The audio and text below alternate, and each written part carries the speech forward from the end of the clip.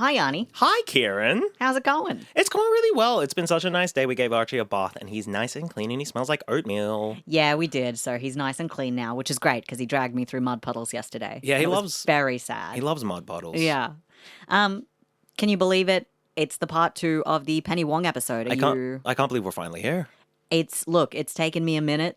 We've gotten there in the end. Are you ready to learn about PW and what's going on? I'm so ready. We're seeing so much of her since Labour got reelected. You know? Let's tell everyone who she is. Let's finish off the story of Penelope, where we didn't really last. Let me try to remember. So we've already spoken about, I guess, a lot of the aspects of her racial identity. Mm-hmm. And you said we were gonna this week cover. Yeah. So this week we're going to be looking at. First of all, hi everybody. Welcome to Shouldn'ta Come. Oh goodness, we never introduced the show. I'm always really bad at this part. Welcome to Shouldn'ta Come. This is a a podcast about Australian. Do you want to do it again? Hi everybody. I'm a fuck up. Hi everybody. Fuck up. Hi fuck up. I'm Dad. Hi everyone. Welcome to Shouldn'ta Come. We are an Australian political podcast, I guess. Yeah, yeah. We're certainly talking about politics and Australia quite a bit. I like history. Society. And stuff. You know, hey. It's wonderful to have you with us. Yeah, and thanks I hope for coming you have along. A lovely time with us if you're a new listener. If you're a returning listener, there's a fundraiser in the description that we spoke about in our last episode. Please have a look at that. And if you're one of our Patreon subscribers, thank you so much. Thank you so much. I mean, people are entitled to their sexual proclivities. Let there be 1,000 blossoms bloom. But I ain't spending any time on it. Let there be 1,000 blossoms bloom. I ain't spending any time on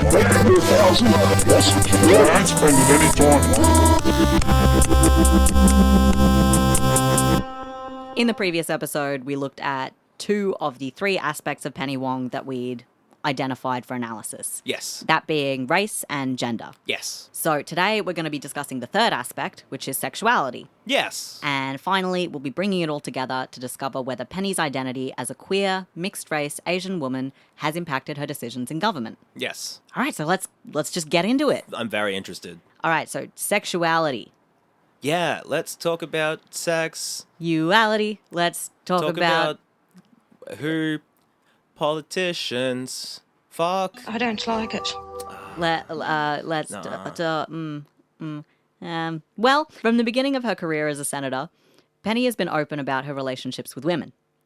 In her maiden speech to Parliament, she says, "Finally, I thank Dasha, Courtney and Rowan, without whose support and love I would not have considered standing for pre-selection, and without whom I would not be here today." Archie's come to join us, by the way, everybody. Archie's... Is that 3 ex-girlfriends? No. So Dasha, Dasha at this time is Penny's partner, and Courtney and Rowan are Dasha's children from her former marriage. Aww. Yeah. Okay.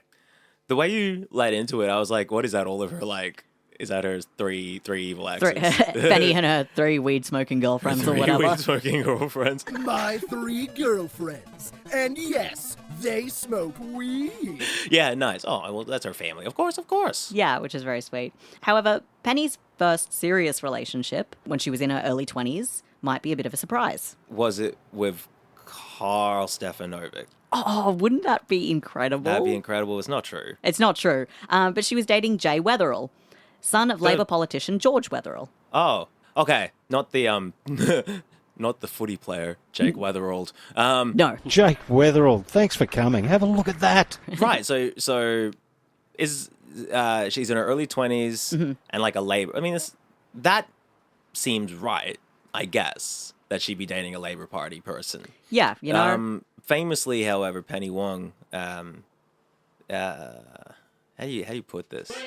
Lesbian. For the listeners, Yanni just put up her fingers like an Italian speaking about delicious food. She is a lesbian. Okay, there we go.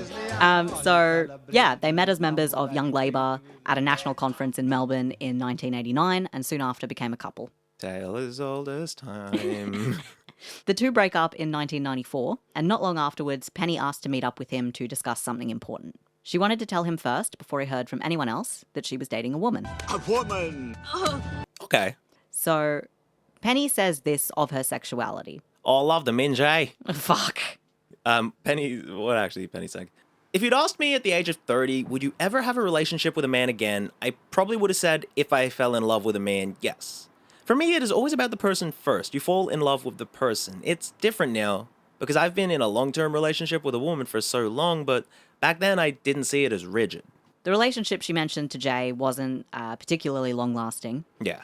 But the next one, with the aforementioned Dasha, would run from their meeting in 1995 to a few months after Penny's maiden speech in 2002. Okay, so she had a 5-year relationship with this dude, and then 7-year relationship with this lady. Mm-hmm. So she's just been in a relationship for like 12 years now, pretty much. Yeah. There was like, I couldn't find any information on this, but allegedly she dated some guy called like Nick the Environmentalist in uni. What? Yeah, no surnames provided or anything. Nick the Environmentalist? Yeah. Who? I don't fucking know who Nick is, but just some guy. Does she bring him up? I think... So this is coming again from Margaret Simon's, we'll get into that, Passion and Principle, the Penny Wong biography, where she mentions like this guy Nick to Penny and is just like, so who's this Nick guy that you dated? And Penny's like, oh, lol. Right. Just like I was in uni. Yeah. Yeah, I mean... And he's just known in circles like among friends like, oh yeah, Nick the Environmentalist. Environmental Nick. You know, they have no idea who this man is really, which fair enough. I mean, like... it doesn't sound like it's actually important, but I think if you were doing like a really fun biography of Penny Wong, you need to know all about Nick the Environmentalist. Right. Hi, everybody. Hi, Dr. Nick. Dasha had separated from her husband in 1994, and in the year before that, so 1993, shout out, favourite year, she had run as a candidate for the Senate in Western Australia with the Nationals Party. Yeah, right. So Dasha described herself as a agrarian socialist. Huh. And that Penny found a lot in common in their beliefs. You know who else describes themselves as an agrarian socialist? Yeah. All right. Bob fucking Catter. So Bob Catter describes himself as an agrarian socialist, and you have to, I guess, remember that it kind of has nothing to do with social policies. You can be an agrarian socialist and be like evil like Bob Catter, and you can also be pro-gay marriage because it's all about land holdings for growing food should be held in common by the people who grow and eat the food. Yes. So, like, when we say, like, you know, she's an agrarian socialist like Bob Catter, like... We mean she's an agrarian socialist, but not like, she's not like Bob she's not Catter. a social conservative. Yes. Yeah. So Penny asks her out on a date, and while surprised, Dasha says yes. She likes me so. Their relationship blossoms from there, and Penny moves in with Dasha and her children in 1996. Dasha remembers her kids watching the Sydney Gay and Lesbian Mardi Gras on TV one evening while her and Penny are cooking. Rowan, her son, asks, "Are you two gay?" To which Penny says, "Yes, we are." Hell yeah. Dasha says regarding her kids' reaction to the news, "Kids of that age don't have any preconceived ideas in their heads. They just respond to love, respect, and boundaries. They thought Penny was just a wonderful person that came into my life and made Mum happy," which is very sweet. That is very sweet. When Penny returns to Adelaide, Dasha and the kids go with her. Yay. The two women become a bit of a political power couple. Dasha switches her allegiance to Labor and throws herself into supporting Penny's campaign for the Senate in South Australia. While they rarely disagreed on their beliefs, they did disagree on how to go about them. While Penny was academic, policy-focused, measured and controlled, Dasha was about action, being a woman of the people, and going out to tradies and unions and talking the talk over a beer. I mean, I like Dasha. Yeah, she's a self-proclaimed She's a self-proclaimed cunt. Fuck. Yeah, she's I'm a self-proclaimed cunt. Fuck. And I got shelves of lean blunts. And I got... Guys, I'm sorry. Guys, I'm so sorry. Flub. She is a self-proclaimed country girl and knew that this style of politicking was something she could lend to Penny's cause. Just call her Dachshund. Fuck. But yeah, hey, listen, my brand is like country. I'm like a country gal. You're like a city gal. Yeah. We can combine forces and we can get everyone. She's like, "Hey, Penny, you're really smart and I think you're really focused, but you can't fucking talk to people." And it's... So she's like, "Let me do that part." This is where I'm going to announce that, like, I am banning like my political position is now anti-introverts. Just She says now as if this is a new position. no. It's new publicly, I suppose. I'm publicly announcing that's my official political position. You No can't more be no more introverts. introverts. I'm sorry. You can't do it. Something that Dasha would tell Penny is, you sit on the fence and you'll get nowhere, which I think is kind of poignant. Yeah, I think so too. Unfortunately, as is the life for any elected politician, Penny wasn't home as often now she was a senator. Dasha was working too, getting back into her own career after Penny's success, and that meant less time together. Ultimately, it seems that their lives were going in different directions, and so in 2002, the couple separated. They have maintained a good relationship over the years, and Penny has stayed an important part of her stepkids' lives. When Courtney, her stepdaughter, was married, both Dasha, Courtney's father, and Penny walked her together down the aisle. So, Yeah, I mean very it's sweet. it's a model of modern.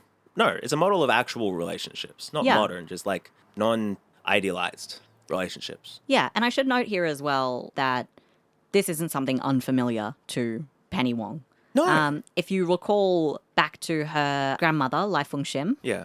she was the second wife of Penny's grandfather. Not in the context that his first wife was divorced or passed away or anything, in that, like, the man had two wives. The man had two wives. Yeah, and so when everybody else died, Lai Fung Shim took care of her biological children, her, like, step half children. Yeah. Just all these kids And it was who just were like, around. hey, this is Yeah. just like how family works. Yeah. Continuing on as well, like when Francis, Penny's father, remarried and had other children, again, this is just like another part of family. Like, Yeah. Penny's like, yeah, my brothers and sisters Exactly. in Malaysia. Yeah. Like, it's just we do tend to think of it as a modern way of looking at family, but people have been looking at families like this from time immemorial. This is like how it's families kind of always have been. Yeah. But the way families are talked about in hypothetical or in like religious context is this idea of a nuclear family that is very rigid, or like for certain family structure, like where I'm from, where you have these multi-generational family units or whatever. But it's just Yeah. like often family is just whoever ends up somewhere Yeah, together. like the idea of the nuclear family is such a bastardized concept that just wants to enforce social roles that don't benefit people, but rather separate and divide us and just destroy communities because it's like, Exactly. oh yeah, only your immediate family matters and counts. Exactly. That's kind of like, insane. Under, I don't know, nuclear family ideas, I don't think you would have had Penny being raised the way she was. You No. wouldn't have had Penny, like, Dasha's children having Yeah. the influence of Penny in their life. Yeah, like, it is a real Australian story. Real Australian story. I'm going to interrupt our little trip through here Yeah. for a moment because, surprise, here's a quick little overture on religion. Huh. So you'll remember discussing the origins of the Hakka and their international migration, the Taiping Rebellion Yes. with Hong Christ. Hong who we're very, Christ. very much a big fan of, Yanni. I love Hong Christ. As well as the Boxer Rebellion. In both of these conflicts, religion played a not insignificant part, and it's something to be said that with the nature of the Hakka and Christianity that Penny Wong is also a Christian. Yeah, right. She was actually baptized in adulthood. Did she take a name? I don't think so. Oh, damn it. I was hoping it was going to be something funny. Like Nickel. Essentially, a little while after her and Dasha came back to Adelaide, she got baptized. What? Yeah. Is Dasha? Do you know if Dasha's religious? I think Dasha's religious in the way that, like, country families are religious. Okay, I guess. Like, it's not like I like a puritanical religion, but it's like we go to church. I guess this is just very modern. Like that was what 97 or something that was happening, right? This was happening they came back in 90. Like the 90s. Yeah. I'm thinking of like, oh yeah, a woman today leaving a male partner for a woman who's left a male partner, and they're coming out as like lesbians or whatever. And that story never includes like, and one of them got baptized. Like, Yeah. that's So a different apparently, story. apparently the church they were going to in Adelaide Yeah. was like, I think it's an Anglican church, and it's like very chill. And they were like, don't worry about the homophobia. Like, there won't be any of that. Yeah. You guys are so fine here. And they were Yeah, like, right. all right, sick.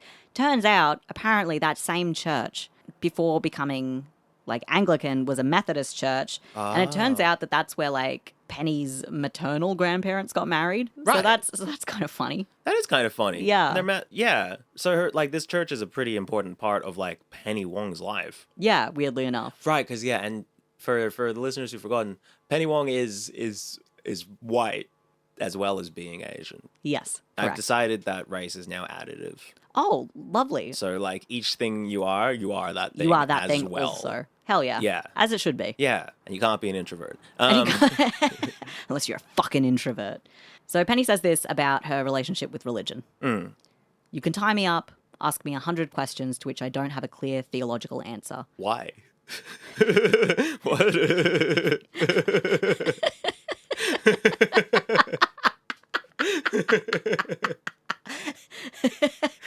She didn't say why. She just said, she says, I just have a sense that God is there and I want to continue to have some sort of relationship with him or her.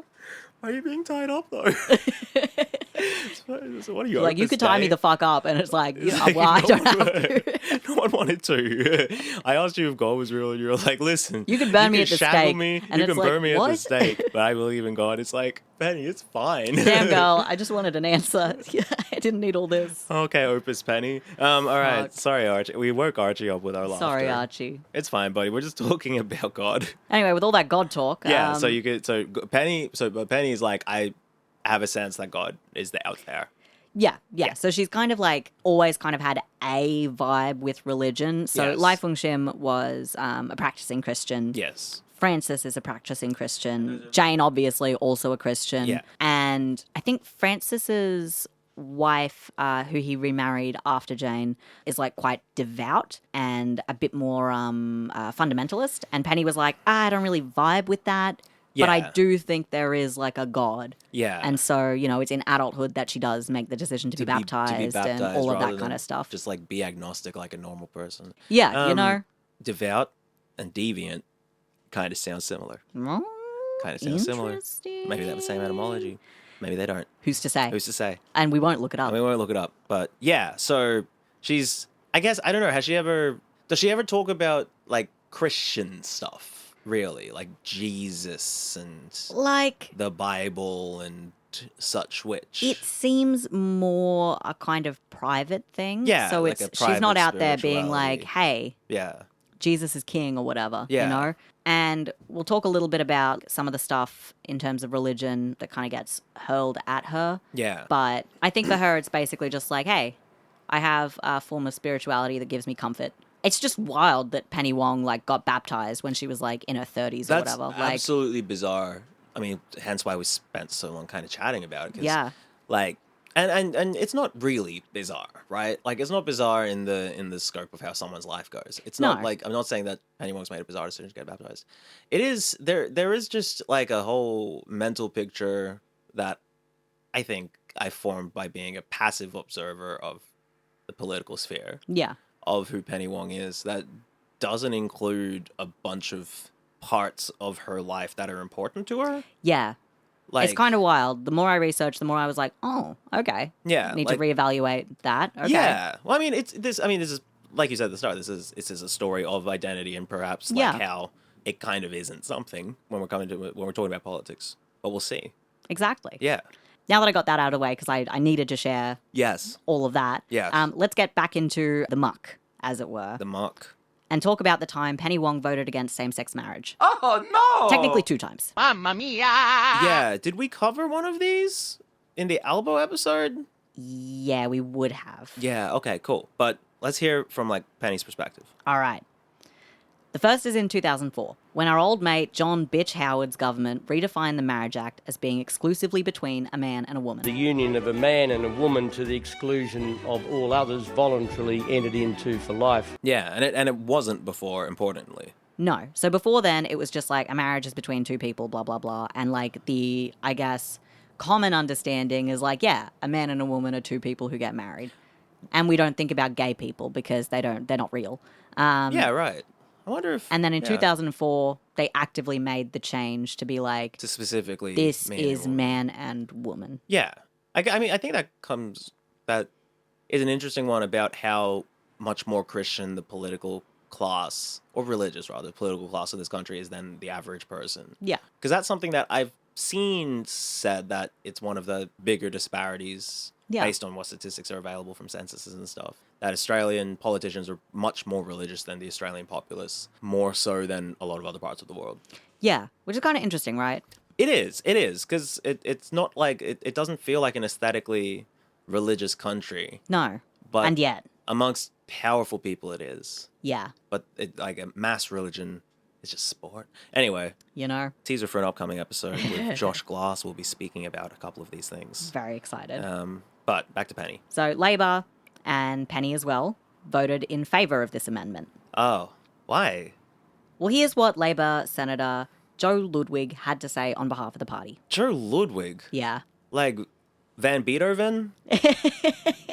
More like Der Mozart or whatever, I don't know. No, like is his name like Ludwig? Yeah. Well, yeah, that's Ludwig. That's Beethoven's first name is Ludwig. No, Beethoven was a dog, baby. I wish you could you could capture the sound of someone looking away in distaste. For those listening, there was a moment there where like Yanni's eyes conveyed confusion, followed by understanding, and then just like an immediate inconsolable sadness. Yeah. A defeat that I have not seen. So here's what Joe says. Here's what Beethoven the dog says. Exactly. Those who want same-sex marriage think we are being too conservative, and those who oppose decent treatment of gays and lesbians think we are too progressive. It is a pretty sure sign, in my view, that we have in fact got a balanced, sensible, and fair plan of action. That's the dumbest shit I've ever heard. Yeah. The bigots think we're too progressive. It's like, yeah, they're bigots. And the progressives thinks we're too bigoted. It's like, well, do you want to be a bigot? Yeah, make your choice, Do you, King. then just say you're a bigot. All right, so, but like, there's no conscious vote on this, right? So Penny's like voting for it in the sense that Labour will vote for it. Yeah. So something else that Joe says as well is he goes on to outline that the Labour Party has done a lot for the gays, actually. I'll outline his body in a car park. He says things like proper de facto relationship status, removing discrimination in taxation, social security, superannuation, and immigration. But marriage is a no-no. He says the minor parties can put forward any package they see fit to. They are free to do so, and it might advantage them in their constituencies. But it is in our view that it is simply grandstanding. They know, and the gay and lesbian community should know, that these are futile attempts that will not become law. The amendments will not be accepted by the government and will never become law under a Howard government. So during the Labour Party's internal discussion on the issue, Yeah. it's made pretty clear to Penny that they were going to support it. Like, it's a non-starter almost. Yeah. Because it's, like, politically unstrategic. I think that's the overall thing that Yeah. Ludwig was saying. Yeah, he's like, the libs are in power and they don't want gay people to marry. I don't know what you want me to do. Yeah. It's like the minor parties can say all they want. We're not here to stand up for the truth. We are here to oppose the Liberal Party. Exactly. And but not this time. This time, we are here to say, yes, Liberal Party, we agree. Yeah, why not? Only men and women marry. Only men and women marry. And I mean, only men and women marrying is so sad to think about. You know? Because what about frogs? Frog marriage now. Frog marriage now. But yeah, no, it's that would have been very dispiriting. Yeah, so she ultimately kind of accepts that this is going to be what's happening. Because she's like, well, there's nothing I can do. There's nothing she can do, and She's also 2 years into, like, being a senator. she's 2 years into being a senator, but everybody else is like, yeah, cool. And she's like, fuck.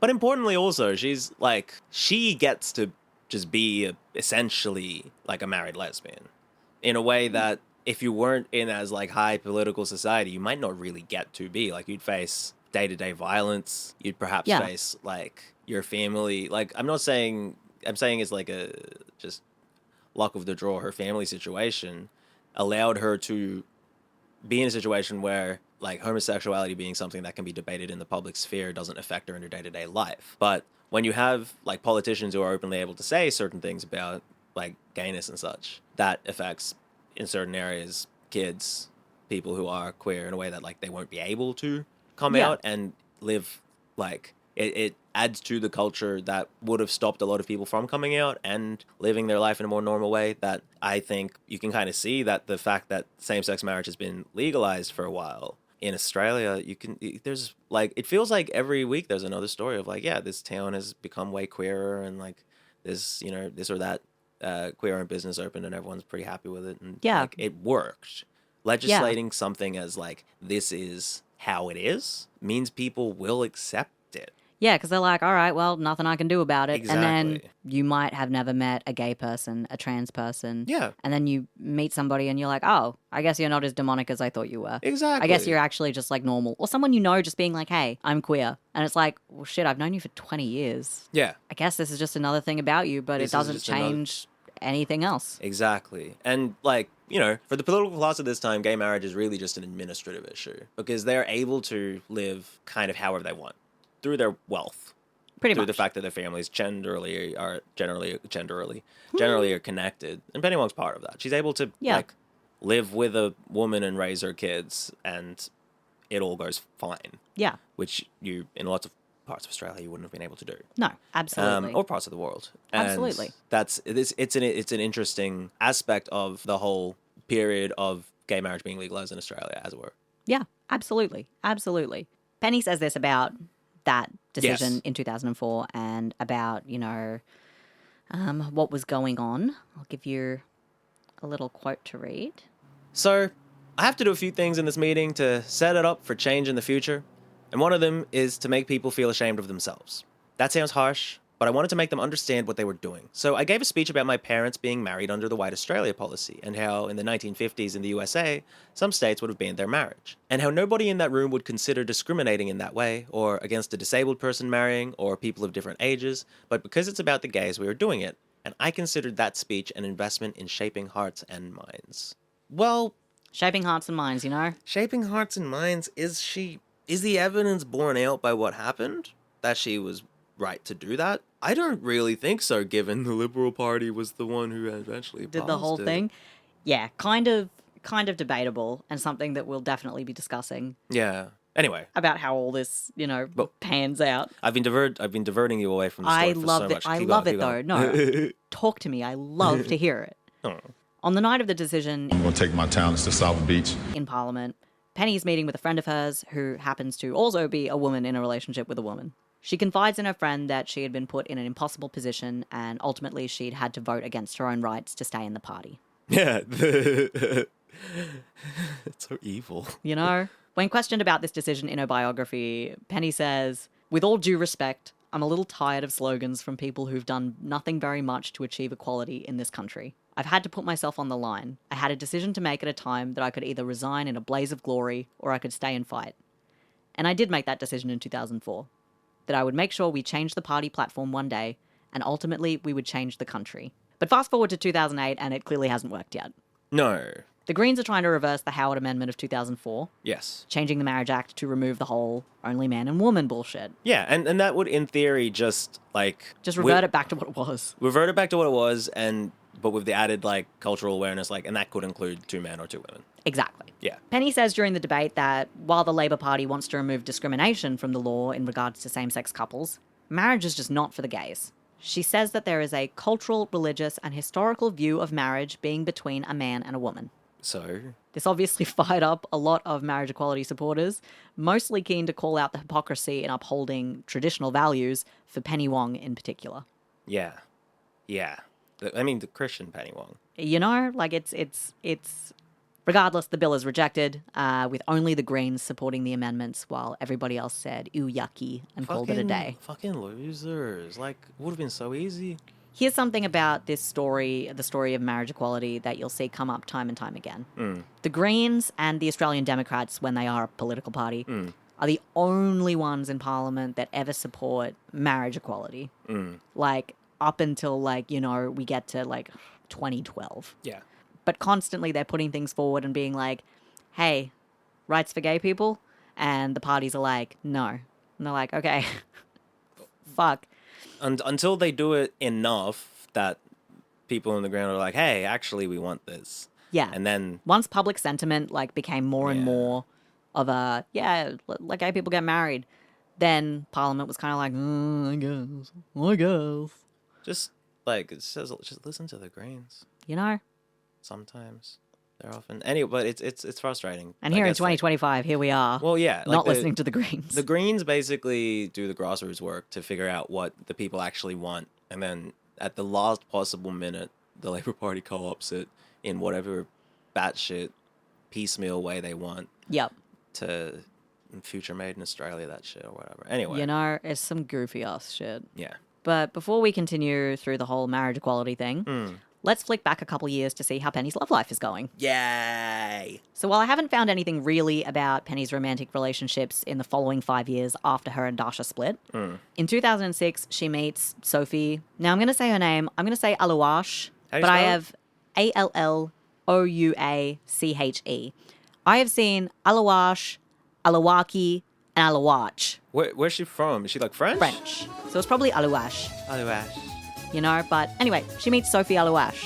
She meets a loo wash, which A loo means wash. having a bath in the toilet. Hell yeah. All right. So Sophie Alouache. Yes. So Sophie is her longest and arguably most important relationship. Sophie's a public servant, and I have to imagine the two perhaps met at work or a networking event or just through friends of friends. It's not clear, and it's apparent that in typical Penny fashion, this is a part of her life she keeps closely guarded. Go for her. When asked by Margaret Simons in her biography about how she and Sophie met, Penny says, "I'm not going to go there." And, well, we both did a lot of yoga. Is that a lesbian thing to say? Huh. Sophie refused to be interviewed, and Penny was adamant about not subjecting her to it, saying that's not going to happen. That's really like the yoga line and like, is that a lesbian thing to say? Was Penny like, was Margaret annoying about the lesbian stuff in the interview process? I mean, not particularly. Margaret was annoying about everything. Yeah, right. I wonder if there's a lot of stuff that, like, because some of the lines that Penny said to Margaret in the book, it's just like, it just reeks of her being like, shut the fuck up. Yeah, like that. Let's just get this conversation over with. I am so tired. You've been hounding me and everybody. Anyway, we'll get more into that. I'd feel embarrassed to publish that that's what the answer someone gave to that question was. Like, I wouldn't put anything of it there. You know, but Margaret's like, oh my God, a crumb, a scrap. A scrap, like that, pathetic. Anyway. You know? What we do know about their relationship is that in 2011, Sophie and Penny welcome a daughter together, and it's at a rough time. The Labour Party was preparing to debate same-sex marriage again, and Penny was keenly aware that this is something that would have an impact on the debate and on the public. Her own personal life was likely going to become fuel to the fire. She releases a statement in August about Sophie's pregnancy, that their child was conceived by a donor known to them, and that they wouldn't keep that a secret from their child. The process of conception had to be all done through New South Wales IVF, because South Australia did not allow same-sex couples to receive treatment. Classic Adelaide. Well named for a woman. You know, I'm pretty sure they didn't allow it until, like, I don't know, 2019 Last or something. Tuesday. Like, yeah, it's like so recently. Yeah. The backlash to the announcement wasn't as severe as you might have imagined, but there were still a few naysayers with the same shit rhetoric. Yeah. The biggest one being Democratic Party member Fred Nile, or as I should say, Reverend Fred Nile. Yeah. And that's like different Democrats to the liberal Democrats who support same-sex marriage. Yes. I remember Fred Nile a little. Yeah. It's a name that is just like, oh God, Fred fucking Nile. He says, I'm totally against a baby being brought up by two mothers. The baby has human rights. And it's a very poor example for the rest of the Australian population. And it just promotes their lesbian lifestyle and trying to make it natural where it's unnatural.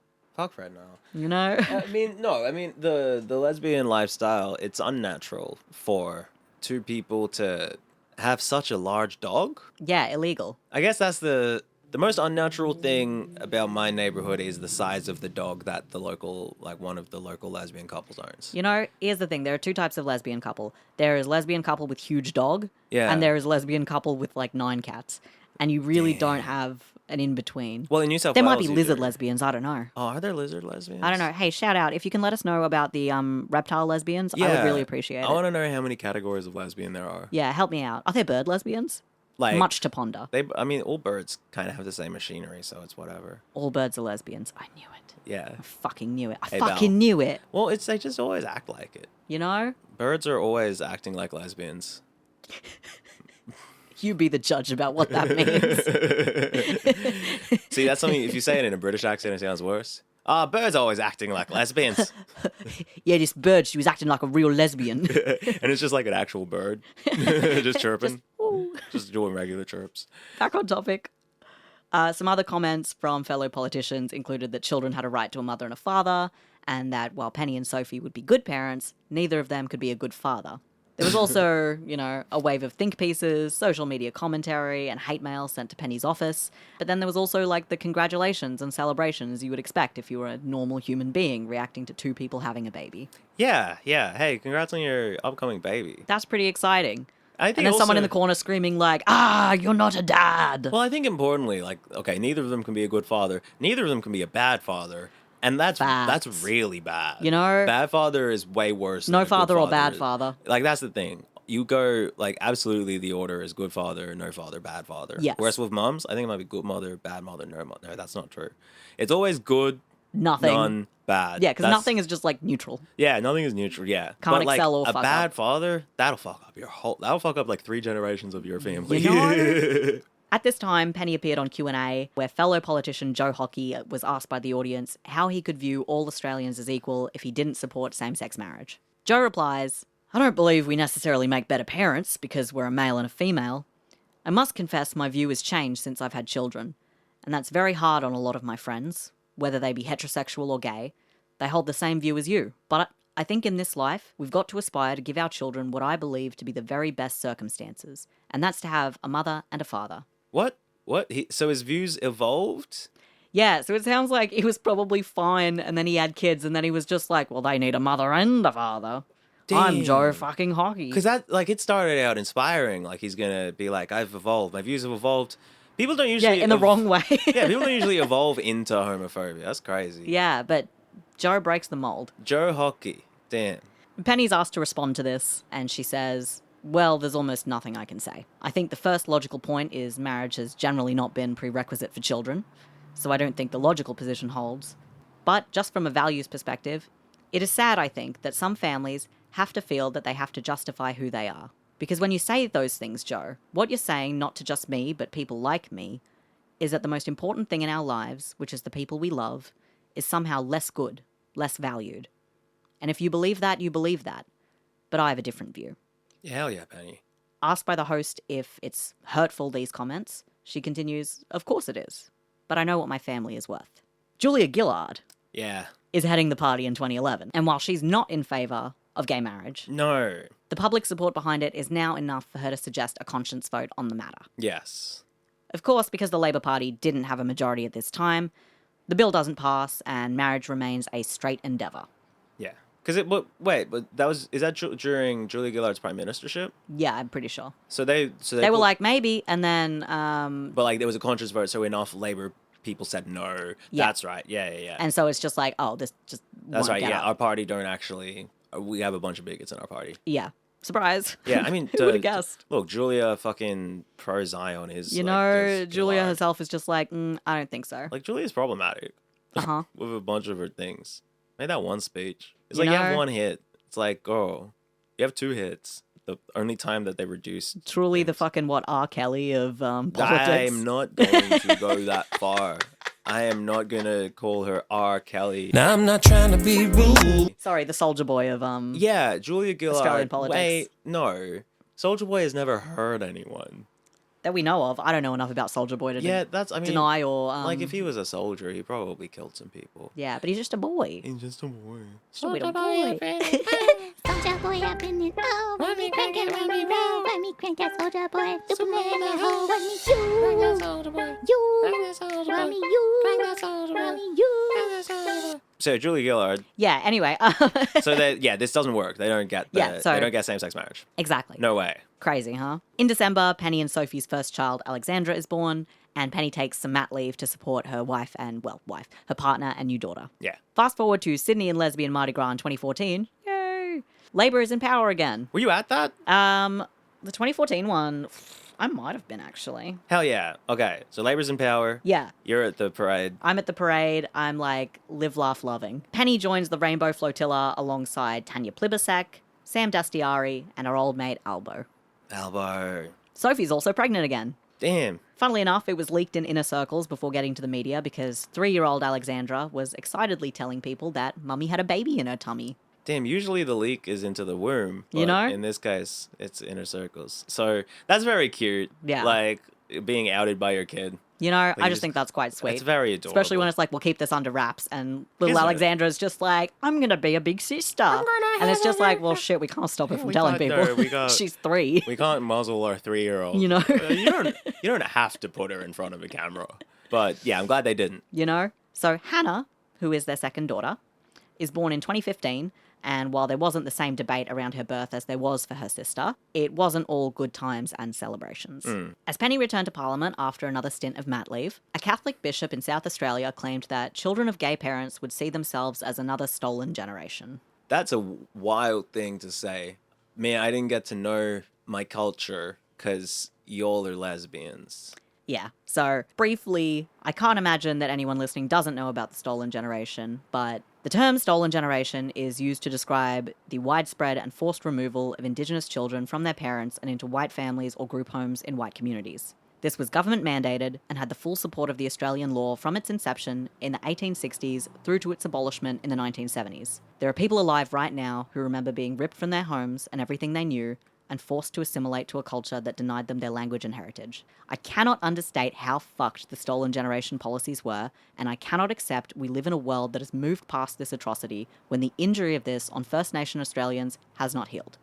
So it's pretty fucked he said it. Pretty fucked. Like, really fucked. Like, they're gonna... Who was it again? This is a Catholic bishop in South It's a Australia. bishop. Okay. So, okay. you know, Not he's... a politician. No. He's, like, the type to say shit like that, but Yeah. also that's disappointing.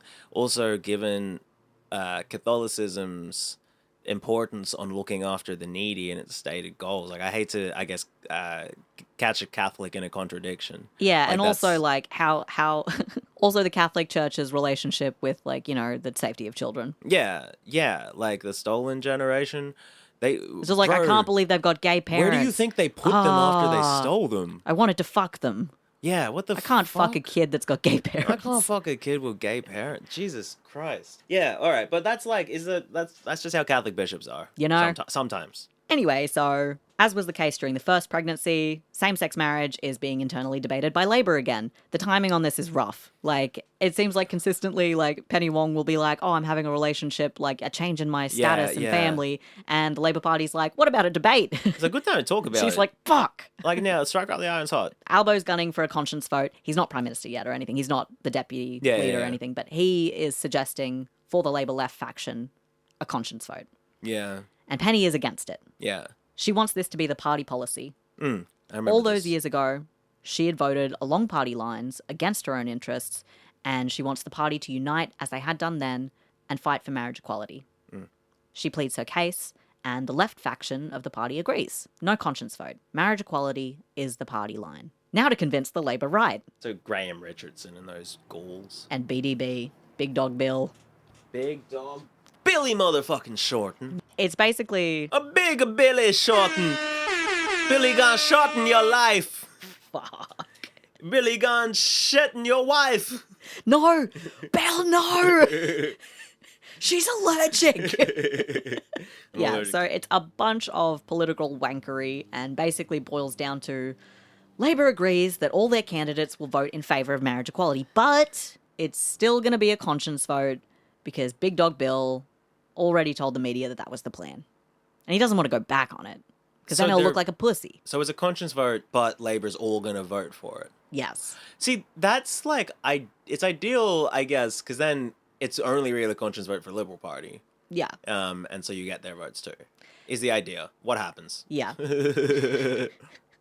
Well, now, as you were just saying, it's time to convince the opposition. Yeah. And there's some more political wankery, and it just results in the dreaded plebiscite announcement.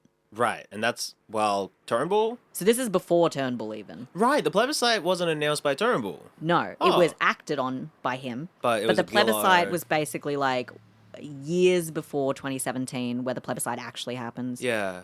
They were fucking around and being like, conscience vote, no conscience vote, meh, meh, meh, meh, meh, meh, meh. And then eventually the only thing they could agree on was like, all right, what about a plebiscite?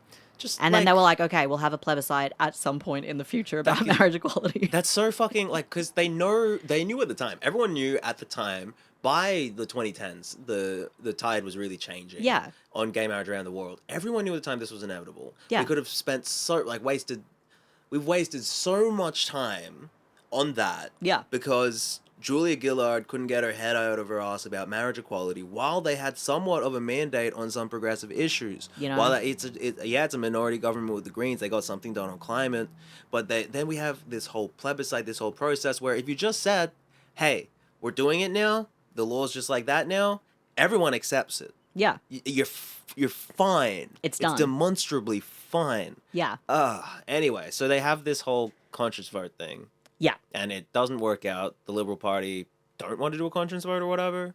Yeah, I think they're basically like, oh, well, we don't want to do a conscience vote.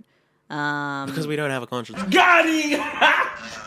Got him! And like, without getting, as it was the kind of like previous thing, without getting at least some liberals on side, Yeah. it doesn't pass just by the makeup of the government. And like, there are some liberals that would vote for it. Yeah. Enough that... And some that have said that they would vote for it in a Yeah. conscience vote situation. And so it's like, okay, but the Liberal Party doesn't want to do it. So they're like, yeah, and they're not going to. No lol. So from that point forward, Penny's stepping up in her vocal support of marriage equality. She's doing speeches, attending rallies, and doing a lot of negotiation behind the scenes. She can't stop the plebiscite. It's already happening. Yeah. So she has to take on the unenviable position of being a gay representative to all of Australia. Hell yeah. It's not easy, obviously, and she not only faces attacks from homophobic groups, but from queer groups as well. She says, there were times when people became personally aggressive. I remember one gay man accusing me of homophobia, and there were some pretty awful things written about me by the very group of people I was trying to represent. That was hard, but that's life. Okay. And to be fair, the hurtful things being said about her were things that were, like, came from factually true things. Yeah, I was about to she ask. didn't support marriage equality originally. Are they talking it so that... And it's a lot of like, Penny Wong is a fucking hypocrite stuff. Which is, yeah, I can understand that point of view. Well, I understand that point of view, and I kind of agree with it. I also, I guess, and obviously it's so much past the time, and I probably would have engaged with this at the time, but like, yeah, you don't really get anywhere calling out hypocrisy, especially when some positive step is on the table. Like, obviously, it all worked out fine in the end, but if there is... The whole plebiscite process sucks, but there is now, like, an end date to this whole thing. We can finally get that over the line and stop fucking talking about it like Ireland did ages ago or New Zealand did ages ago. With much less fucking... Nonsense. Hoorah about it. Exactly. And, like, that's as much, I guess, a critique of the political system as it is about Penny Wong's personal lack of principles or whatever, if that's how you view it. But... like, it is kind... like, I guess it gets to how annoying, like, representation ideas are. Like, queer papers who are writing anti-Penny Wong things during the plebiscite, like, what's their stated outcome of doing that?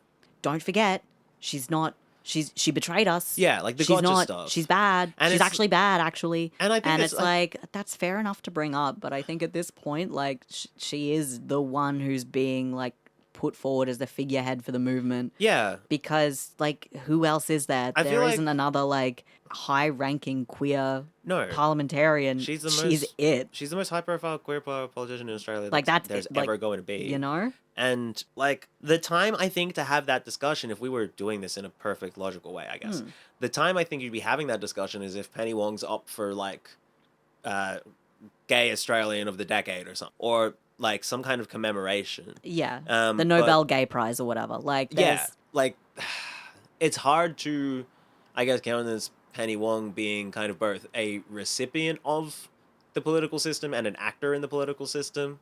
But I think because she's not part of that inner cadre of, like, white dudes that run the Labour Party. Yeah. She has some ability to impact discussions, but that's kind of like she can change hearts and minds. But that's really all she gets to do. Yeah. Yeah. Time and place. Time and place. Anyway. It's kind of a wild time for her. Not only are her rights on the line, but essentially her responsibility not only to secure those for herself and her family, but for all queer Australia as well. God damn. Yeah, so being the figurehead, the first openly gay woman in federal politics, and to a lot of people, their only hope for having their voice heard, she says this. Was Kim Beazley not an openly gay woman? Kim Beazley. Kim Beazley is an emotional lesbian. I remember at one point going to a pub in Brisbane and giving a speech, and people were really stressed. It was a pretty difficult point in the campaign. There'd been a lot of aggro, there were grown men and women crying, and I thought, I don't know how to keep doing this. I have to keep projecting optimism and positive energy and empowerment and strength, but actually I felt overwhelmed. But I decided that I couldn't let anyone see that. They needed to see me saying that we could do this. Yeah, like I remember a lot about the plebiscite in 2017. Yanni, you and I, we met in 2017 and we were friends when the plebiscite took place. I volunteered at one of the phone campaigns and cold called people to ask for their support. I got a reasonable amount of, yay, marriage equality, and, you know, a lot of, how did you get this number? And a little bit of, how dare you, this is disgusting. Yeah. I remember I was on a plane to Melbourne for a holiday at the time that the votes were actually being counted and the result was going to be announced. And I was hugely relieved that I couldn't keep up to date while in the air and that no matter what happened, by the time I landed, I would know what was going on. What do you remember about the time? I mean, obviously, what you just mentioned. We lived in Canberra, and so Canberra in general was very very loudly gay. Canberra had the loudest. Canberra had the highest yes votes of any state or territory. Yeah, and like by then we had I remember the fucking stupid fucking cricket tournament I played, and this motherfucker Andrew going on a big rant about how big a waste of public money. Do you remember? So if you're, when you're crossing a road and there's a little green figure and a red figure. Oh, the walking man and the walking man. Yeah. In Canberra, there's like it's that, but for some of them they're lesbians and some of them they're gay dudes. Yeah, it's like there's holding little hands couples. And they've got like a little love heart. Yeah, and stuff. exactly. That was public infrastructure. So I mean, I remember, and that was near the Rainbow Roundabout, right? Exactly. Yeah. Like I remember kind of feeling like it was an inevitability. I don't think I thought it wasn't gonna get up for a second. I don't know. Thinking back, it just felt like, this is the way the world is going. More people are young than old. More people are gonna, and it sucked, but I wasn't really out at that point, so it didn't really I don't think I felt the impact in the way a lot of people talk about it. So I kind of observing it passively. I remember a few people saying they were going to vote no, and people kind of whispering about them, Being like, what the fuck? Do you hear that? He's not going to vote for the... I remember that another dude I played fucking stupid cricket with, my mate was telling me in the car, we're driving back, and it's fucking... He's voting no because he thinks that people are going to start marrying their dogs and stuff. He's not a smart guy. He's not well. They shouldn't let him vote to begin with. That's the thing. That's what, people who are going to vote no were kind of being talked about. It's just being this dumb motherfucker. Is he, religious? What's wrong with him? Are you okay? It's he's just an alcoholic concrete renderer. It's He's say no more. He doesn't know what he's doing. Let him do what he wants. Let him do what he wants. Keep him happy. Yeah. That was my memory of it. Really, that's what's lasted. I think probably says something about the ephemera of what feels like permanent politics. Yeah, hell yeah. Nothing I'm going to expound on. I don't want you to. This is perfect. So Penny Wong does say something in Parliament about the impacts of the plebiscite and the campaign and some of the things that she'd experienced as well during it, particularly saying that the opposition was saying that this could be a unifying experience for Australia. Everyone gets to come together and debate the rights of our fellow citizens, and that's nice, isn't it? And Penny says, the Australian Christian lobby described our children as the stolen generation. We love our children, and I object, as does every person who cares about children, and as do all those same-sex couples in this country who have kids. To be told that our children are a stolen generation, you talk about unifying moments, that's not a unifying moment. It's exposing our children to that kind of hatred. I wouldn't mind so much if you were prepared to speak out on it, if the Prime Minister was prepared to stand up and say, that is wrong. But what does he do? He says it's a dreadful reason to not trust the Australian people. He says, don't be silly, of course we can have a sensible debate. Well, maybe he should stand up for some of the people who don't have a voice, because we all know the sort of debate that is already there.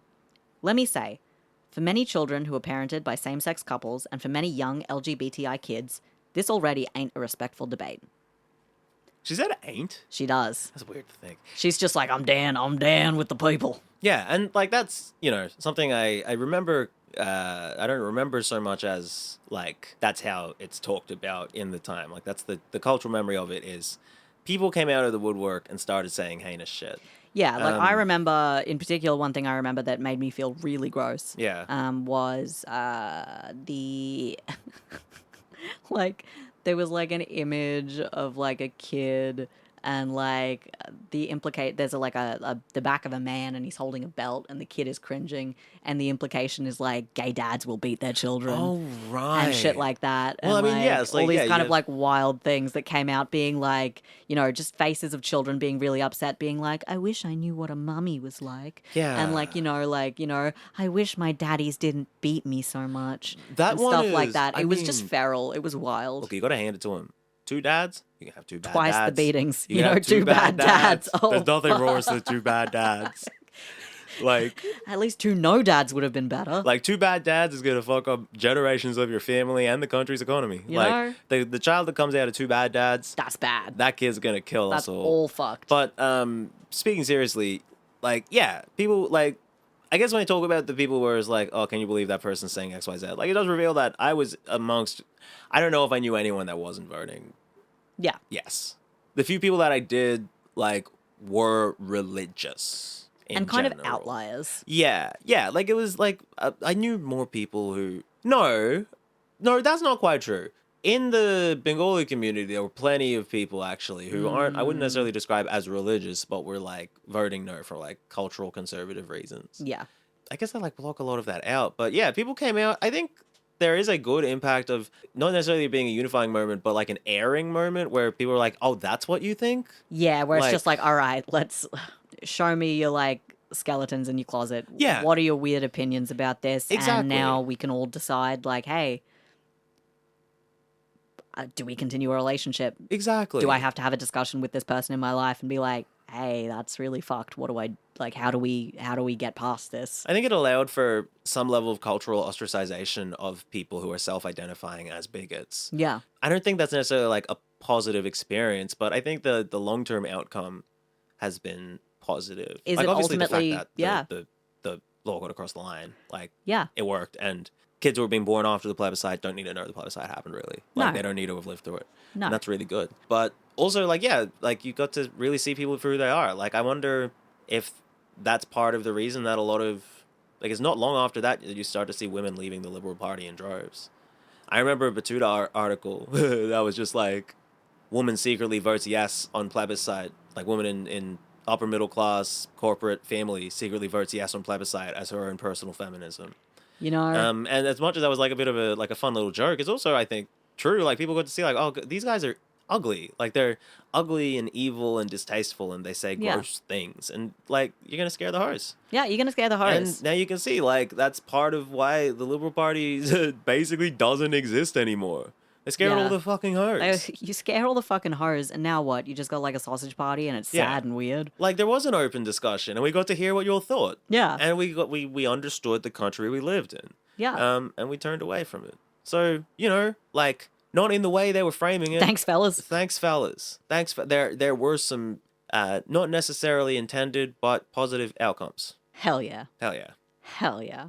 I was going to show you a video of Penny Wong when she, gets the news that the thing has gotten across Yes. and that marriage equality is yay! Yes. We did it! But essentially, she, she's waiting for the votes to come in. Yeah. Says a quick, she's looks like she's saying a quick little prayer. Yes, because again, she's she's a Christian. She's a Christian.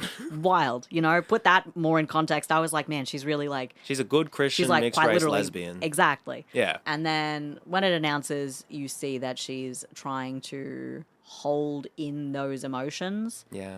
really tightly, but it just doesn't happen. She just collapses, kind of. She just breaks down. She's crying. Yeah, if you show me that, I'll start crying too. It tears me up when I Yeah. watch it. The people around her, one of the other politicians puts a rainbow flag over her shoulders. Yeah. They're all giving her hugs and stuff, and it is genuinely really emotional, and you can see that how much this meant to her, obviously, personally, in a way that you don't see politicians act when something that they want to passes. Yeah. It is so deeply human, and it, to me, makes it all the more just visceral that she had to be the person doing all the work to get this outcome that meant her, it was defining in her life on a personal level. Yeah. And that everybody else there is obviously happy, But not a single person in that room was as affected as she was because it mattered to her And it, in such like, a fundamental way. And like- she had to do the work to do it. Like, it's just, it's really wild. It is. It is. It's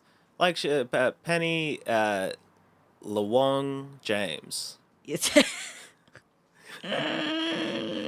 You know, like she had to carry him. Where it's just like you Yeah. can't really put out elbow to be like, I represent the queer community. Like it's not gonna work unless you send Penny Wong out there. Yeah. You don't have any They're other just like, healers. all right, sacrificial lesbian lamb or whatever. Yeah. And it's like, she's like, all right, All right, fine. I gotta do it. Yeah, I gotta fucking do it. Like the queers hate me too. Yeah, she's like, Because I hang out with you cons. God fucking damn it.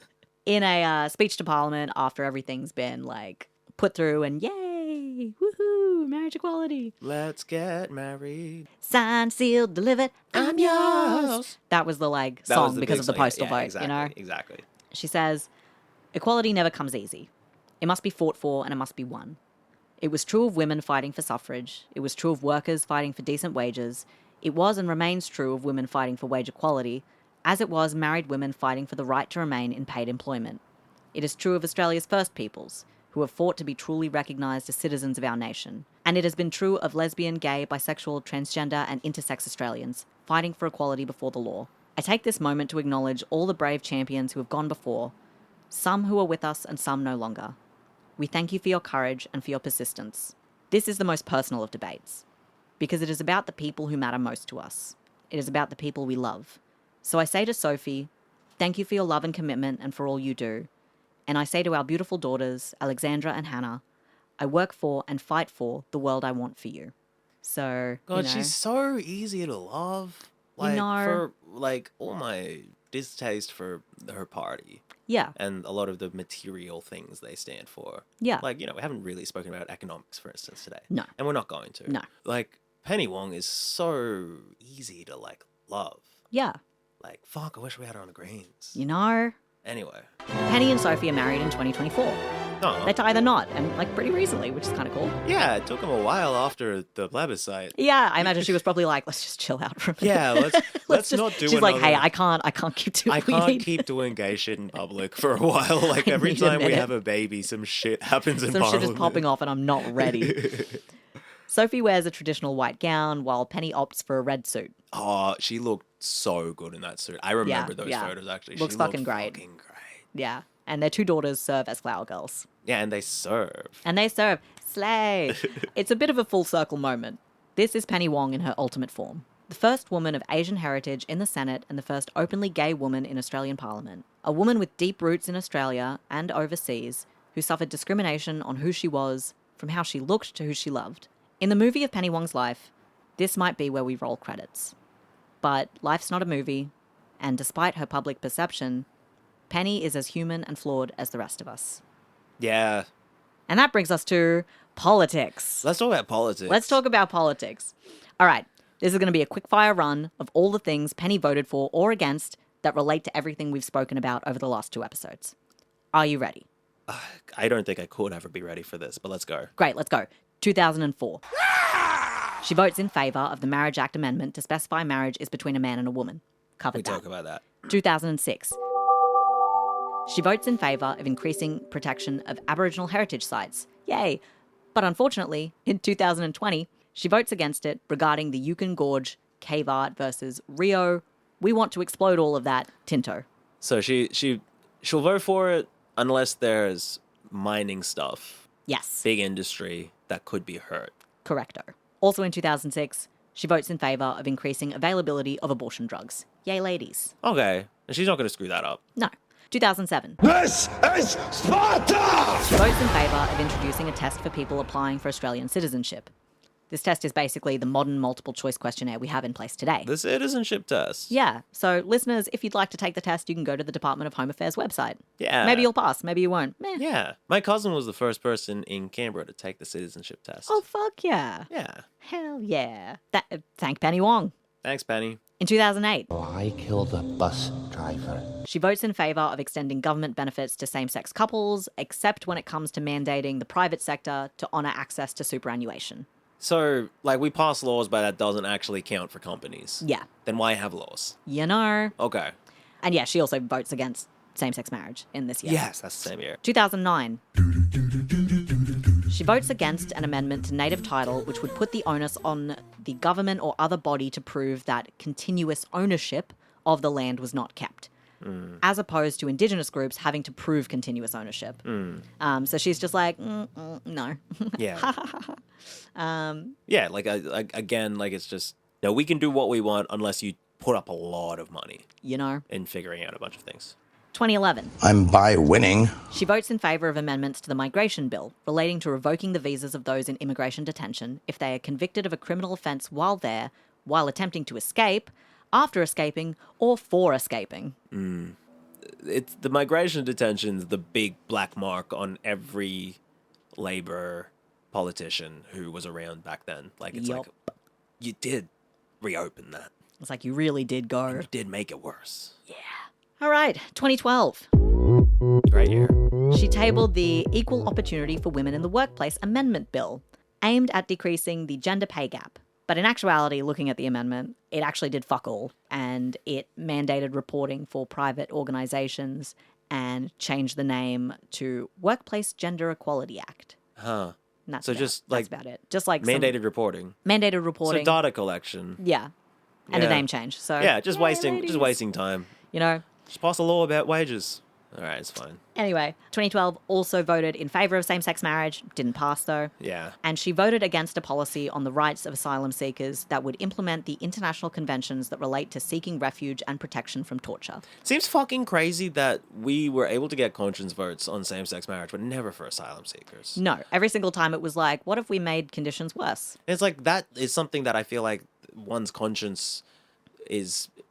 I feel surely like it weighs heavy. Right? Like, surely more than, like, a legislative thing. You know? Like morally, how can you, like, stand that? Like, how can you stand... Anyway. 2013. The Lannisters send their regards. Votes in favour of same-sex marriage. Also doesn't pass. Yes. 2015. Miley, what's good? She votes in favour of imbuing the immigration minister with the power to revoke Australian citizenship in regards to dual nationals suspected or convicted of terrorism. And she voted again for this in 2020. Yeah.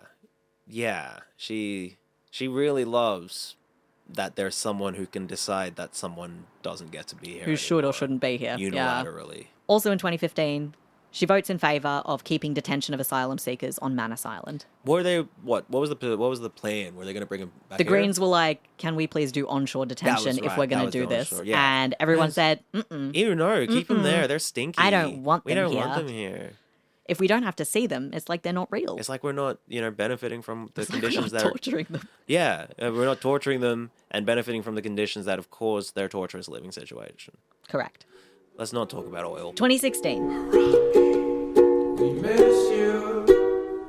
She votes against a plebiscite for same-sex marriage, which we just talked about, because she's like, we should just do this. We can just we should just pass the law. We can undo the 2004 law. Yeah. And same-sex marriage is legal. Yeah. And yet, in 2017, she votes against an amendment to the wording of Section 18C of the Racial Discrimination Act. So this is the one that was proposed that would remove insult, offend, and humiliate and just replace it with harass. Yeah. And Penny's like, no, keep insult, offend, and humiliate in there. Yeah. Are you stupid? So basically a weakening of the legal action you can take against someone who's saying racist things. Yes. Was and the she's like, amendment, and she's like, I'm not voting for that amendment. Correct, yes. Again, she votes in favour of same-sex marriage. She votes against a religious celebrant's right to refuse a same-sex marriage. So she's like, okay, you have to marry gay people, though, even if you're religious. I don't understand, however. I guess, who are you that if you're a gay couple and you're going to a religious celebrant, oh. I guess you're just Penny Wong then. You're just Penny Wong. I guess you're just Penny Wong then. Because I was like, I just don't see how that issue would affect any actual I know. people. I saw you going there and I was just like, wait, wait. Oh my God. Penny Wong. Like, because, like, look, I think someone who is a celebrant and wouldn't marry queer people is a bad person.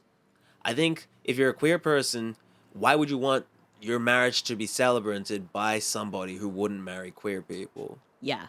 And I guess the answer is, if you're Penny Wong, if you're religious and you're like, I want to be married under my religious doctrine and nobody can refuse me. Okay. Anyway. Anywho, 2018. She votes in favour of doctor-initiated medical transfers for asylum seekers, meaning if a doctor assesses that a person needs treatment outside the facility they are imprisoned in, they have the authority to have them removed for treatment. So that was Medivac, right? That was the Medivac thing? Yes. Yeah. So she's like, yeah, okay. Yeah. We'll let them Small out if they're fucking really potatoes. sick. We'll let them out if they're really sick. 2018, she also votes in favour of universal access to abortion services. Yay. All right, 2021. She votes in favour of transgender children and young people having access to gender-affirming healthcare. Okay. 2023. She votes in favour of amending the migration bill to allow for stronger character tests. And this includes revoking visas in relation to crime and allowing shorter conviction sentences to be aggregated to meet the 12-month requirement for deportation. So if you were someone who maybe did like 3 months in jail here, 4 months over here, 2 months here, an extra 2 months there, that now aggregates to 12. No, and you're so, at 11. Fuck. And another 1 month somewhere else. I might be wrong. But that now aggravates to a 12-month sentence, which means you can be deported. Yeah, right. Yeah. It's not how the law works. And yet. Yeah, I mean, it is. The law works how they decide it works. Yeah, but it the does law's now. Fake. The law is them greasing the wheels of what they want to do. Them. Them. In 2024. Fuck! So she votes in favour of transgender rights through ensuring that appropriate healthcare is available and that trans people are protected from discrimination and harassment. So this is kind of something she does from 2013 through till 2024. But interestingly, she only participated in those votes and discussions to shoot down One Nation proposals. Okay. Anything that wasn't related to One Nation, she wasn't involved in. But anytime Pauline was just like, I have something to say, right. Penny Wong was like, no, you don't. No, you don't. And Penny Wong can be like, Pauline, I am a senior member of politics. Yeah, so every time Pauline's like, gross, Penny's just like, stupid head, shut up. Penny's there to counteract Pauline's name recognition. Pretty much, yeah. Yeah. Hell yeah. But otherwise, she's just not involved. Yeah. It's just some stuff that's happening. And 2025. She votes in favour of increasing access to subsidised childcare. So that's kind of like a really quick fire summary of relevant votes that Penny has cast as a senator. And I'm sure that there's more, but this is what I found that was actually relevant to the things we've been talking about. Other things are like water regulations and financial blah blah blahs. And that doesn't. We don't care about. We don't care about the economy. So in total, Penny Wong has never gone against the Labour Party policy line. Every single vote she has cast has been aligned with the Labour Party. She's never rebelled. She's never done anything that wasn't Labour sanctioned. But to be fair, if you rebel, they'd kick you out of the party. Yeah, that's another thing to kind of point out. Yeah. She kind of doesn't have a choice. No, if she wants to stay in the Labour Party, to keep having those backroom discussions, to change hearts and minds. She has to play nice. I don't know how much I buy that as a general idea, but I guess she can point to a lot of things and say that it's worked to a degree. Yeah. But not when it comes to migration. Not when it comes to refugees. That doesn't seem like something she cares that much about. No. I know that one of our patrons, when I mentioned this episode, wanted to know if you read much about her Gaza stance, given she's foreign affairs minister and such. I mean, not heaps, just what I'd kind of read in the news. I didn't really go in depth into it. Yeah. Essentially, the typical stance of, well, the Gazans shouldn't be, they shouldn't make Israel mad, and yeah, so maybe it's their own fault. The Labour line. Yeah. Yeah. It's not an unexpected thing for her to say. No, and it's pretty well covered. I do, it has been pretty well covered. Penny Wong and the rest of the Labour Party have, in general, not been particularly supportive of Gaza since things popped off. They very quickly took aid away from Gaza. DFAT internal emails pretty much revealed that DFAT was happy to stop aid going in to Gaza for Palestinians based on literally just the word of the Israeli government. Yeah. No internal debate, and Penny's the head of that. Exactly. And it think- really was only when like public outcry reached a certain fever pitch that they were like, oh, and Israel also is doing the wrong thing. Yeah, but they But don't. like the first bit of the war, they were just like, we condemn Hamas. yeah, they We were like, condemn Hamas sucks, Israel's in the right, Yeah. they can't do anything wrong, we love Israel. And then it's like the bodies piled bodies up and piled up and up and up, and they were like, okay, Israel's actually taking this a bit too seriously. But no one's been forced to reckon with that. No one's been No. forced to reckon with their initial statements. No. No one's going to ask Penny Wong, Anthony Albanese, like, hey, like, before this happened, you said this was, like, the worst day ever for Jews, and now we've got all this information that much of the attack didn't happen the way that you were told, that you kind of were happy to talk about, Yeah. talk within the context of. But, like, when you're coming from the position of Israel having a right to exist in the way that it does, which is what their Labour Party position is. Yeah. Yeah, they were It's just predictable, but Yes. that's not really, like, if she was half Palestinian, that'd be relevant. But it'd be wild. yeah, I just wanted to have a little chat about that because Of course. we did have a question for a patron about that, but Hell yeah. that's pretty, like, just, yeah. Standard, Bread you and know? butter. Yeah, okay. So with all of that kind of spoken about, Yeah. what does this mean when it comes to analysing how the intersections of her identity impact her politics? Well, when it comes to making formal decisions, it kind of seems like it doesn't. While we've discussed how she was working behind the scenes on changing hearts and minds, when push comes to shove, she fell in line with the rest of Labour, and I think some of the reasoning behind this comes back to the three facets of her identity that we've been discussing. The very fact that she exists seems to be transgressive. A white mother and Asian father in Australia, years before the White Australia policy was dissolved. She's born at a time well before women were considered fully equal. She immigrates to a country where her ethnicity is vilified. She grows up and discovers her sexuality is another thing to make her different and alien from those around her. Like, these are all things that can still have a negative impact on someone or subject them to prejudice today, let alone decades ago and without a blueprint or a role model to look up to. To me, it makes sense that she made the decisions she did at the time she made them. This isn't to say that I agree with all of Penny Wong's decisions and views, because I don't, and there are things she supports that I cannot and will not ever understand. And I also doesn't think it justifies the way she conducts herself now, especially when she is the longest-serving female senator in government today and has such a high profile across the country and internationally.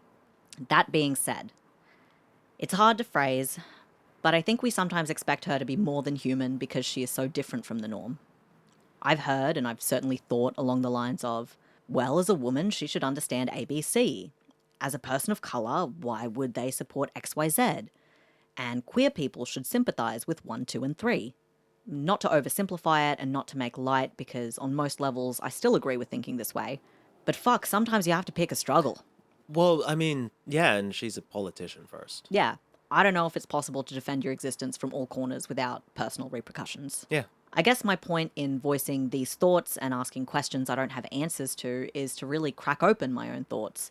And listener, I hope yours too. When it comes to who represents us, who we idolise, and who we look up to. Just a very wordy way of saying we should all kill our heroes. We should all kill our heroes. Nobody can live on a pedestal forever. It's pretty high up and it's kind of unstable. What if you need to shit? It'll just fall down on the people holding you up. It will. And in the immortal words of Taro Gomi, everybody poops. But it's not all doom, gloom, and esoteric questions. Whether it's a result of Penny or just the passage of time, the Australian Parliament is a lot more diverse in 2025 than it was in 2001. As of the recent election, here's the overview of diversity in representatives. As for women, the House of Representatives has 68 female representatives out of the 150 seats, with 2 women still in contention for 2 of the 4 remaining seats to be called. So we could have like 70 women out of the 150. We're approaching half. Still crazy that they're still counting. It's crazy they're still counting. There's 4 seats still in contention. Sure. Choke country. In the Senate, more than half of the 76 representatives are women. So, like, ladies, looking pretty good. We're either approaching halfway or we've already gone over. For representatives of colour in the House of Reps, we have roughly 9% being of non-European descent, with a few notable firsts. Did you have to count? I did. That's so fun. I love trying to decide whether people are ethnic or not. It was based on their names. such a stress. Yeah. Some people I was like opening up their Wikipedia pages and being like, scroll, scroll, scroll, and then I'd be like, fuck, not them. Fuck, they're local. Fuck. So here we go. Cassandra Fernando. Can you hear the drums, Fernando? She's an ALP MP, the first Sri Lankan-born woman to sit in the Australian Parliament. Anne Ali, I am the greatest. also of the ALP, the first Muslim female in federal parliament. Pretty cool. I remember her from the Fatima Payman aside in a previous episode. Yeah. Dai Li. She's an independent, formerly a Liberal. The first refugee and Vietnamese Australian to be elected to the House of Reps. And a fascinating figure. Zanetta Mascarenhas, the first person from Goa in India to be elected, and the first woman to win her seat of Swan. That was a tongue twister. It was a lot. Marion Scrimgeour, also from the ALP, the highest ranked Indigenous Australian woman in government in Australia's history, the first Indigenous deputy leader of an Australian government, and the first Indigenous woman to be elected to the Northern Territory legislature.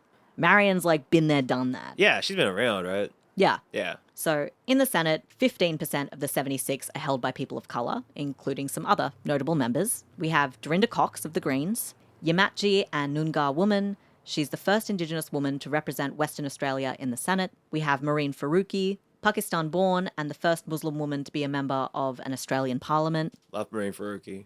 Fatima Payman, ALP independent. Complicated figure. Afghan, Tajik and Uzbek origin. The third youngest member to have been elected to the Senate and the first female member of parliament to wear a hijab. And we have Yana Stewart, also from the Labour Party, Muthi Muthi and Wamba Wamba woman, the youngest Aboriginal woman to serve in the federal parliament. Yeah. So you'll notice all of these like firsts Yeah. that we have like currently right now in the parliament Yeah. are all women. Yeah. It's, to kind of emphasize it a bit, we have the first Indigenous woman, Sri Lankan, Vietnamese, Muslim, Pakistani and Malaysian, shout out Penny. And refugee. And they're all in parliament together right now, which kind of is like weirdly telling that right now we're experiencing trailblazers just as Penny was a trailblazer. Like, these are all people who are doing this shit not just for themselves or not just because of, whatever. They can't just be seen on an individual basis. They are representatives of a broader community. And, kind of like it or not. Kind of like it or not. Yeah. Just by the virtue that they're the first ones to be doing it. Yeah. You'll notice, there's no men there because, well, It's all happened. they've already done that. And also men are bad at getting elected. Men are bad at getting elected. Like, men are known for being bad at running campaigns. And actually talking to... They're kind of all shit. Anyway. So, for the queer members of parliament, we have 6 federal parliamentarians who are part of the old LGBT. And a few notable firsts. We have Angie Bell, the first openly gay woman elected to the House of Representatives.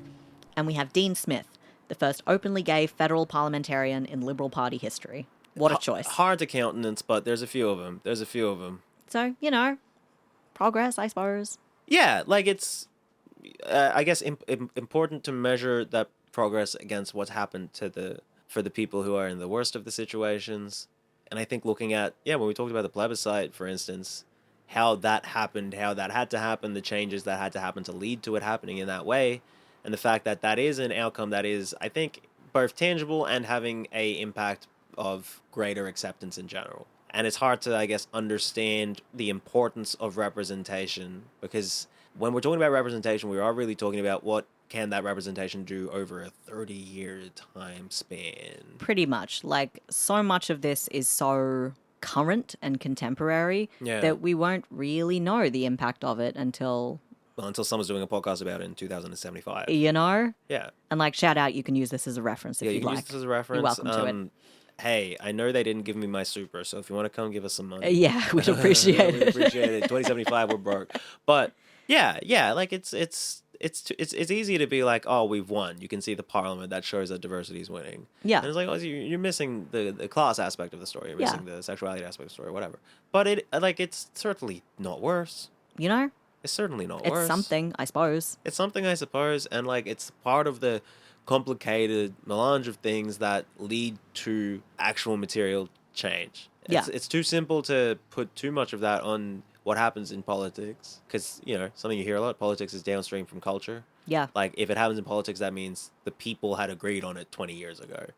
But like it's at least nice. Hey, the The weird, complicated, but at least nice episode of Shouldn'ta Come. You know, hey.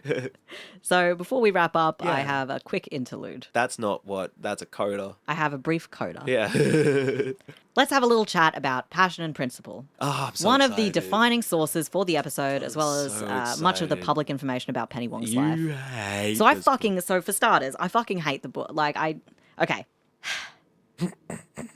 I'll say what I've written first, and then I'll pop off a little.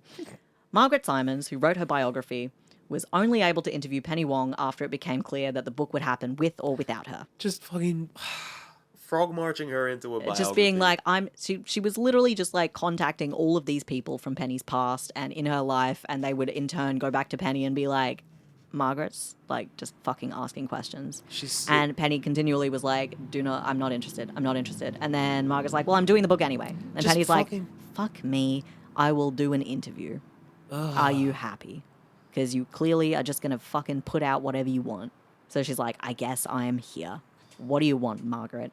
Margaret is a shit biographer, I will say. I found reading the book incredibly frustrating for a few reasons. The first is purely structural. It lacks a cohesive narrative or timeline, and it just kind of fucking jumps back and forth in a way that is deeply confusing and immensely frustrating. There is no topic or timeline or really anything that I could understand joins bits of this fucking book together. Like, she just will be like, oh, anyway, now we're talking about this. Oh, actually, we're going to talk about this now. And every time I'd be like, okay, I've got an idea. She'd be like, anyway, so back in 83, and I'm like, we were just talking about 2006. What the fuck do you mean? It's not even like relevant. It's just like, anyway, so there's this guy that Penny knew, and I'm like, Oh, yeah, great, Nick the awesome, so environmentalist. good, so good. She's just releasing her notes. That She's literally just like formatted. stream of consciousness, just being like, right, what did she say? Oh, yep, this bit. And then she's like, oh, right, university, okay, yes. And then foreign minister, okay, right. And then, right, okay, water, okay, yes. It just fucking pissed me off. Anyway, I'm not her target audience. No. I prefer like a schlocky romance or like a mystery thriller. Passion and principle, despite the title, is neither. Secondly, despite the rejection she faced from multiple people in Penny's life, including Penny herself, as I mentioned, she still ham-fistedly chose to write a whole last book. Hypocrite, I hear you cry. You're doing the same thing, Kieran. And fair enough. I guess my only justification is that I'm not trying to tell her life story, just kind of what matters to the people she represents. There's a lot of stuff in the book that I didn't include. And there's stories from Penny's personal life that, as I wrote them into the episode, felt more and more like trauma porn to me. As if Margaret had dug her fingernails into the softest parts of this woman, so often seen as impenetrable, just to kind of see what noise she'd make. And it was really off-putting and really upsetting. Yeah. Some of the stuff that it feels like she just pried from Penny Wong. For no real purpose? With no real purpose. 'Cause There it are things doesn't- that she spoke about that I was like, why are we talking about this? It doesn't sound like she did... What's the point? It doesn't sound like she did the whole process of following around all of Penny's family and friends to reveal something about something that's important to the world. There's no political corruption here that she's No. chasing. There's no shady backroom deals or bribery or something that might be worth all this effort. She's just like, oh, nobody knows anything about Penny Wong. I'm going to find out everything about Penny Wong. And it's like, you don't need to. That's You not a literally don't moral need venture. to. That is an immoral venture, and no one needs you to do that. If there's something that we should know, then tell us. Yeah. But it doesn't sound like there's much that we should know. No. Like, in a way, it made me wonder about the nature of representation and idolatry and whether being seen as a trailblazer is really being seen at all for yourself. Penny Wong is by all accounts a trailblazer in Australian Parliament. When she was elected to the Senate, less than half of her colleagues were women. There were only 3 politicians in office with Asian heritage, and there were only 2 openly gay politicians in office. There was literally nobody like her in the entire organisation, and I imagine it must have felt in some way like she had set foot in her primary school in Adelaide all over again. There's something she said during a speech at ANU that I felt was very poignant. What's implicit in being the first is being the only. And I agree that being the first is hard, overwhelmingly so, but I'd argue being the last is tragic. I don't want Penny Wong to be the only gay Asian woman in politics. I want a society where idiots like me don't have to write 2 whole podcast episodes on why all of this makes her so unique, and how it should drive her decisions. But right now it does, because it feels like Penny achieved so much in her life in spite of these characteristics, rather than them not mattering at all. I don't know what the future holds or whether Penny shouldn't have come here in the first place, but she is here, and so are we. And I don't know, maybe we should start doing something about it. And that's my episode. Thoughts, Yanni? Thank you so much for telling me that whole story. I wasn't expecting to feel like, I don't know if I even say positive or hopeful, like, about Penny. Like, it's a really it's annoying that the biography that exists about her was told to someone who didn't want it, because now there is like a bad biography of Penny Wong out there, because a lot happened and there's a lot to say about Australia, about the changing shape of Australia, that I think you covered like really interestingly and really well in talking about this, because she in many ways like is before her time. Yeah. Like, she became a politician when being a gay Asian woman wasn't necessarily something you could publicly be and be successful being. Yeah. And now that's kind of blasé to even consider that, like, especially when we look at like media and business, it's like there's queers and Asians and women everywhere. Yeah.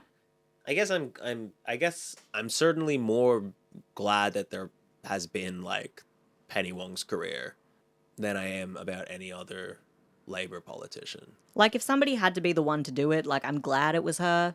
Yeah. I think my own personal feelings about politics, about the Labour Party, about all of that aside, I can see that she has tried to do what she could. Whether that's effective or whether I think she did the right thing is kind of irrelevant, because it feels like she was trying through whatever like framework she had. Well, yeah, the framework that she understood. Yeah.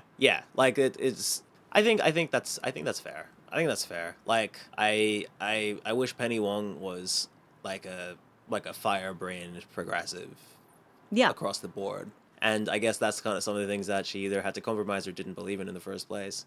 I guess it's really. I guess I'm glad that I can look at Penny Wong now and look at. I mean, I guess the other thing is, like, Penny Wong, the public figure, kind of doesn't exist that much. Like, she just votes what the Labour Party does. Yeah. She makes nice speeches and stuff. Like, she doesn't do that many interviews. No. She doesn't talk about her family that much. Her social media is not very loud or anything like that. Yeah. Good for her. Good for you. You're looking happy and healthy. Not me. If you ever cared to go against the Labour Party's frontline positionality. Like, that's basically it. I think how we'll feel about Penny Wong, like, the next 3 years, while we have various literal wars and trade wars and genocide, and also like a Labour majority in the House of Representatives. Yeah, this is their time to, do some shit. And you'll see Penny Wong having a lot of arguments because she's in the Senate where they don't have a majority. Yeah. But it's all theater for no reason. And at the end of the day, even though this wonderful man did a beautiful 2-part series on Penny Wong, there was no reason for us to do any of this because we shouldn't have come. Exactly that. Karen, thank you so much for that. Oh, of course. That was wonderful. Listener, I hope you enjoyed as much as I did. I had a great time getting to this conclusion about Penny Wong and talking about a lot of interesting things that came up during the episode about, like, queerness in Australia and representation in Australia, and like the value of trying to do politics and what your actual outcomes, like what you can actually hope for if you're trying to work within the system. Yeah. How long it takes and what things mean when they happen. But will that do it for us? Absolutely. That'll do it for Thanks us. for listening. Thanks for listening. You can rest your voice. I'll see us out. So we'll be back next week. I think we'll be talking about Clive Palmer next week. I hope we are. I'm so excited. And it's going to be like a much sillier episode. Hell yeah. We're not going to be learning about Australia and what it means to be an Australian in the modern age, which we learned a little bit about in this episode. If you'd like to get in touch with us, shouldn'tacome@gmail.com. That's spelt like the name of the podcast, so SHOULDNTACOME. You can also follow us on Patreon, patreon.com/shouldn'tacome. If you'd like to buy or download my album that went up last week, you can do so at Bandcamp. There's a link somewhere. And hell yeah, we'll have a link to Yanni's album, and we will also have a link to the fundraiser for Karam. Yeah, to Karam's fundraiser that one of our patrons sent through. Thank you so much for joining us this week. I hope you have a wonderful rest of your week, and stay frosty. Yeah, or stay sweaty. Your choice. Yeah, drink responsibly or drink constantly. Be what you want to be in this economy. Love ya.